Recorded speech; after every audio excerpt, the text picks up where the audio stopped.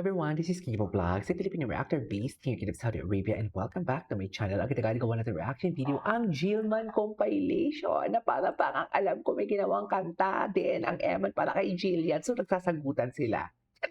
So without further ado, let's start this reaction video. Ay, ano to? Nung mga nakarang araw, pinag-uusapan yung iyong, sabi nila, Ano? for lack of a better word, cryptic post. Ay, Kaya kong ipaglaban, kaya ko labanan ng isang maraming nagsasabi dito na ginamit lang daw talaga si Em. Gusto mo. Tapos, Hindi kailangan gamitin ni Jillian si Eman, eh sikat na din naman talaga si Jillian. Bakit si Tito naman? Boy ay Bakit naman millennial. kailangan? Bakit naman kailangan gamitin? Imposible naman. Ano Di ang ba? kwento? Makikinig lang kami. Ano ba ang kwento sa likod ng mga ito? Natuwa lang po ako sa post, tsaka Ay, naisip ko po na maraming makaka-relate po doon. Talaga ba? Eme-eme. Eme-eme. Eme-eme. Tama naman. Yes po. Di ba? Yes. Kaya kong lumaban kahit sa 1,000, 100, 500 tao. Pero hindi ko kayang labanan ang taong gusto mo. Ganun pa talaga dapat. Charis. You're just Suffer. being active, parang ganun. Suffer. Yes po. Naiintindihan ko yun. Saan ka nagmana? Yung mga ganyan-ganyan. Hi, Dad. Ay, hi, Dad. Okay. Hi, Dad naman Yung pala. pagtanggal mo naman ng JW na my heart doon sa bio, what is this? What is it for today's video? Charing. Tinanggal ko lang po yun kasi pag nandun po yun, inisip po ng tao. Tinanggal because? Gusto yun sa kanya. Okay. Kaya, since we're good friends, tinanggal ko po yun kasi ayoko siya magkaroon ng issue, ganun. Tama naman. Tama naman. Pero again, sabi ko nga, I wish you the best. Yes. Oo, sa personal, sa professional na buhay. You've been very nice to us. You've been very nice to Fast Talk. At mabuhay ka talaga. Thank you po. Sana itong never say die ay maging matagumpay. Sa nagkakainitan na fighters yung magkasakitan o sabihin na po natin marapit punch pero yung hindi po intentional kasi yung kay Eman po yung ginawa kay Eman intentional kasi paulit-ulit po hindi nilalayong ma-disqualify si Perez o balik na rin ang resulta ng laban. hindi na po ito usaping talo kami o panalo kami. Ang Oo. pinaka-concern ko po dito is yung health ni Eman. Pina-CT scan anya si Eman at naghihintay ng resulta. Nung time po na yun, ma'am, nung fight na yun, sabi niya, nagka-cramps yung katawan niya, galing sa paa, pataas, yung body niya, nagka-cramp. May effect sa kanya yung time na yun. Kaya nga, nagpapasalamat ako sa Diyos ba na natapos niya pa yung A-trans, ma'am, na hindi man lang siya ng KO, yung natutulog, o ano ba. Oo. Sabi ni Dino ayaw maghain ni Eman ng reklamo. Pero bilang ina at manager, naniwala siyang kailangan niyang gumawa ng aksyon, hindi lang para sa anak. Ano na kaya to? Kaya siguro ang tahimik ni Emma, no? Pinagdadasal ko na lang po na maging maayos ang lahat tsaka desisyon din naman po ito ng mama ko so respeto ko po ito tsaka support na lang din po ako sa ng mama ko. Sinusubukan namin una ng pahayag si Perez pero wala pa siyang tugon sa mensaheng ipinadala namin. Sa isang Facebook post ni Perez itong Sabado, wala siyang pinangalanan pero sabi niya, kung hindi marunong tumanggap ng pagkatalo, huwag na lang magboxing. May nauna rin siyang post na nakaka-discourage magboxing.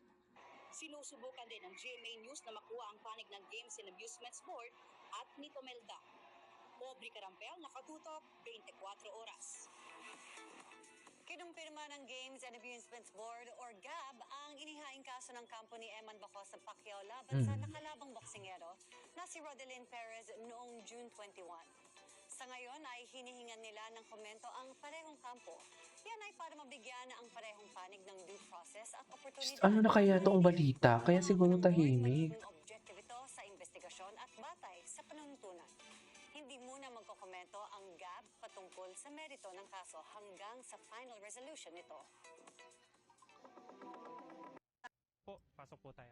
Ali po Ay, kayo eto. ng Makade, joke lang. At nang makita niyo po yung bahay po namin. Kaso no entry naman. Sabi no entry. Hindi, huwag kayo maniwala dyan. Ako lang naman yung pipigil sa inyo. Alay-alay po kayo.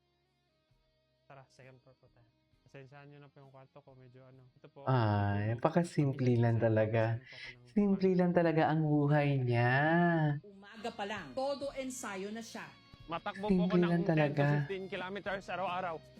para sa This is one stamina thing ko that po. I really love about Pagkatapos ko him po and mag-jogging ng admire 10 to him 15 as well. kilometers, sa shadow Kasi boxing po ako napakasimple ng lang 6 talaga to ng 4 rounds kanyang po for 3 minutes po. living. Tapos Kaya mabilis to mag-sit-ups po yumaman tayo eh. ng 1,000 sit-ups po. Tingnan mo nyo ho, yung t-shirt ni Emma, no? Jesus is King, very spiritual ka rin. Saka relihiyoso Babasa pa. ako ng Bible day and night.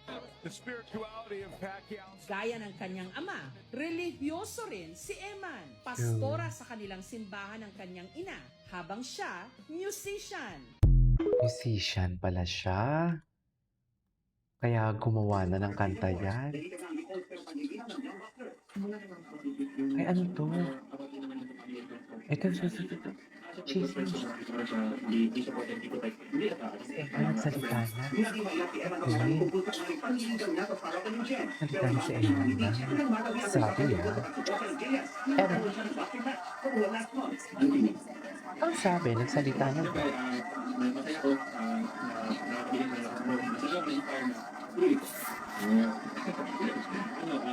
Siyempre, happy ako lang kasi lahat ng support ko. Siyempre, nag-usap ko sa mga ganang bagay, ganyan.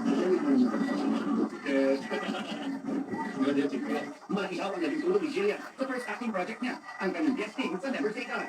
Ilinapog siya sa set, lalo't binatang siya ng Nag-guest lang pala siya sa Never Say Die. Akala ko naman talaga. Magiging regular siya doon. Sa totoo lang. Kasi at first acting project ko yun, super blessed ako kasi nakasama ko sila ng tamang. Right now, Ay, Eman, ito. ano ang dinadasal mo Penso. sa Diyos? Na hindi po ako magbago, ganun pa rin po yung puso ko at yung mindset ko at pagmamahal ko sa pamilya ko at sa mga tao at saka hindi ko po ilalagay sa isip po yung kasikatan o ano pa man dyan. Shoots. Always be humble and stay close to God and family, focus to family. Meron kaming surprise para sa'yo. Panoorin ho natin ito.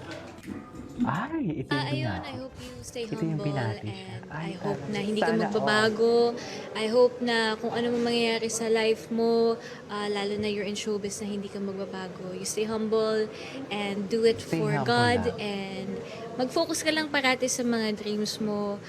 Sinabi ko din sa iyo yan na mag-focus ka parati sa sarili mo. Always choose yourself and put yourself first, your family first, and God first.